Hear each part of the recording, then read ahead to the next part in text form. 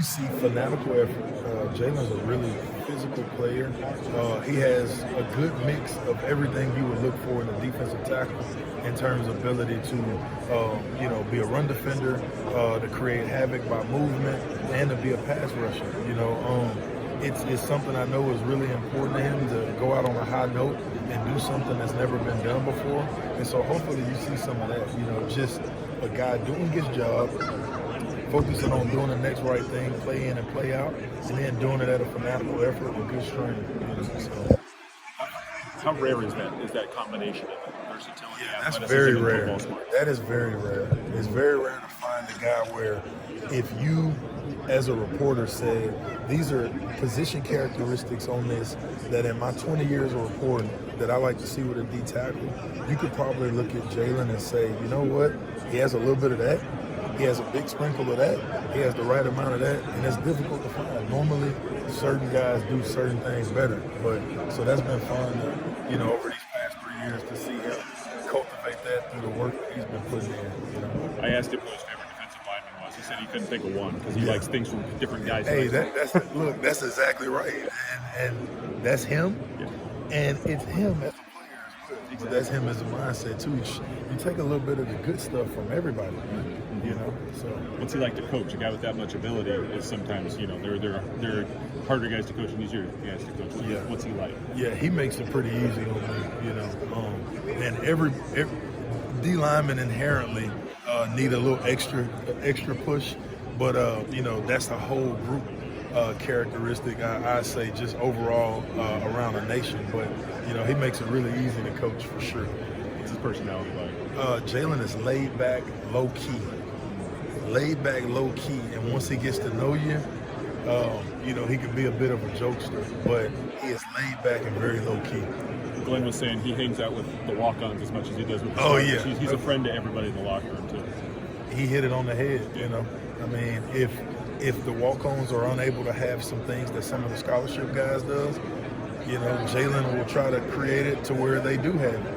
That's just what type of guy he is. So it's hard to find guys like that give up themselves just so their bros can flourish a little bit, or at least just feel really a part of it. So.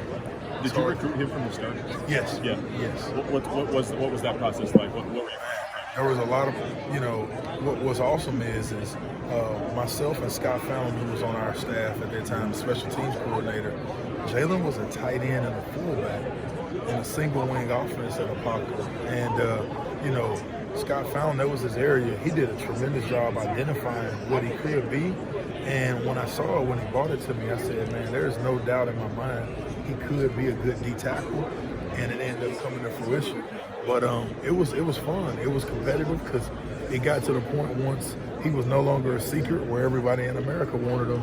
And I tell him all the time that I appreciate him trusting me to be the one to help him cultivate his talent, and really work on it. So, is there still a little bit of tight end and fullback in him? Do you see that? Oh, yeah. That's why he played some of those packages, over his career. But he could definitely play those positions full time if he needed to, without a doubt. He's a good athlete. He's a crazy athlete. Yeah, no doubt. So when NFL teams ask you this spring what kind of guy he is, what kind of player they're getting, you're going to basically say what you just said. No doubt. And one thing I'll add to that is a willing learner and a tough kid, someone that really wants to work on it and wants to please and get it right for him. That's another thing I would add to it. So, yeah, it's huge. How do you gauge that when you're recruiting somebody, whether or not they want to do what it takes? I think you have to do your homework with the limited time that you're around them to try to figure out their character, because with the recruiting we would like even more time to get to know these guys,